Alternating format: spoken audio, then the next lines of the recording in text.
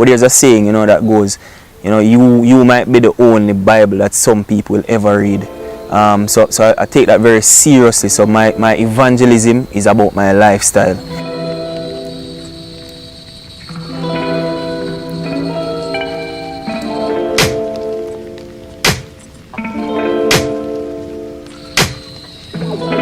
So I grew up in the church, Sunday school, youth fellowship, all of the regular young people church thing. But you know, when I got to my teen years, I think that's when things started to change. So I started to get curious about certain things. You know, my friend them, you know, that I was around them party and so on. So I wanted to know what that was. So in college would be my time for kind of explore and see what the world has to offer.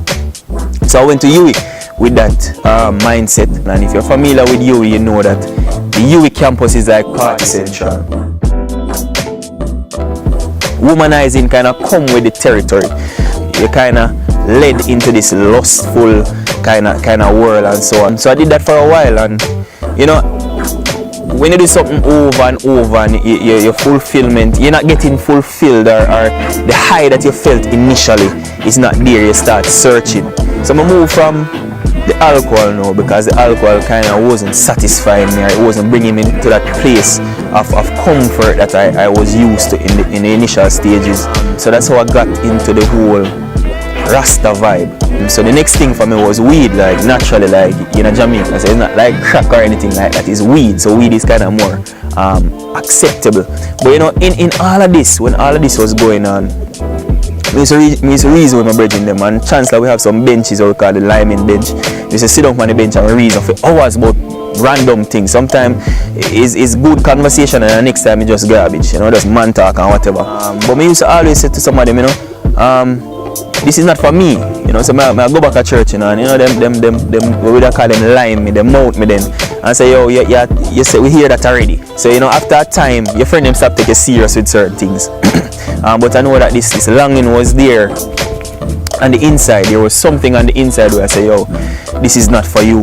I came back to Mandeville, called my mother one day, just called my mother and said, mommy, yo, I want to come back home. My reason for coming back was because it was cheaper, because you know, I'm a nurse by profession, so I was in a nursing program. There were times when the enemy, right up to the point when I left Kingston, the enemy strategically, like him planned it, like me know, I could see him working. He showed me the life that I was leaving then up there. Showed me what I could attain if I stayed in the environment, if I stayed on the path that I was going. But you know, there was something that said, no, this is not for me. So I came back to Mandeville, still unsaved, you know. I remember one night I was at a worship session at my church, and my good friend right now, my best friend right now, Robert, he was there, and he was a praise leader. I realized the people are hold up them hands in the air and thing, and I say, yo, how I can't do that? Like, I want to lift up my hand, you know, but it's like the shame and the guilt and everything just kind of came down on me and thing. And I remember, you know, he gave an instruction. Him say, yo, everybody, put your hand in the air and put up my hand and thing. And him say, all right, you're going to shout hallelujah 7 times. You know, and you know, I just went with it. You know, before, you know, pride would have taken me over, and would have probably shy away from it. But it's like in that moment, it's like the Lord was there, and it's like He pushed me and said, yo, you can do this. And that is when I really that was the first time I really felt the presence of the Holy Spirit. And you know, I lifted my hands and I shouted hallelujah 7 times. And on the 7th shout, I could hear in my spirit, like me know sound like random noise around me. I could hear in my spirit, I could hear like chains breaking. So it's like the moment, like when I lifted my hands, I could feel like shackles literally breaking off of me. At that time I was still smoking and thing, and I remember the last time I smoked, you know, I look on the spliff and I say, yo, this what really I do with my life? I'm going to out it, I'm going to put it back in the buckle, because I used to keep it in like a pillow buckle thing. I'm going to put it in the buckle, I'm going to throw it as far as the east is from the west. There were little things that were still there, so as much as I knew that I met God, I encountered God, there were still things that I was struggling with. Later that summer, I went to my church camp. I remember the night, one of the pastors there, he was preaching, and he was preaching about the reprobate mind, Romans 1:14, somewhere there. and he was speaking about the reprobate mind, and I started to reflect on my life, and I say, yo, I can't imagine God kind of allowing me, just left me to stay in that state. Like, I can't imagine staying the way that I am. I just surrender again. I went to the altar, I surrender again, and I say, God, you know my addictions. You know the things that are great temptations to me, things that I have allowed in my life to kind of consume me. And I say, God, this is it.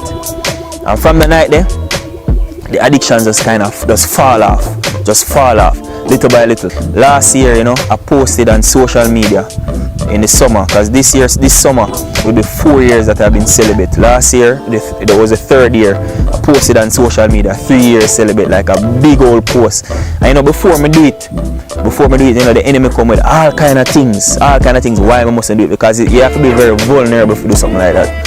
When I put it out there and think, you know, from that, people, you know, have messaged me and say, yo, how it blessed them. And so it's not just about going behind a podium or doing me I don't know behind, you know, in front of a camera or whatever, but my lifestyle, like the way I live, people supposed to can say, yo, the youth are kind of different still. You know, it took time. It is taking time for me to own that difference, because, you know, for some reason we don't like to be different as human beings. We kind of like to fit in and kind of blend in with everything that's going on. But you know, God has called me to be a light. And right now that's what I'm doing. So I have a little brother. I have other young youths around me, even in youth fellowship, and I know say look up to me certainly. So in my daily living, I try to walk as close to Jesus as possible and allow him to lead. You know, so that is where I am right now, and more than anything else, I just want people get saved. And as me say, I don't preach church, I don't preach denominations, I preach Jesus Christ. So whatever that means to people, that is what it is. So yeah.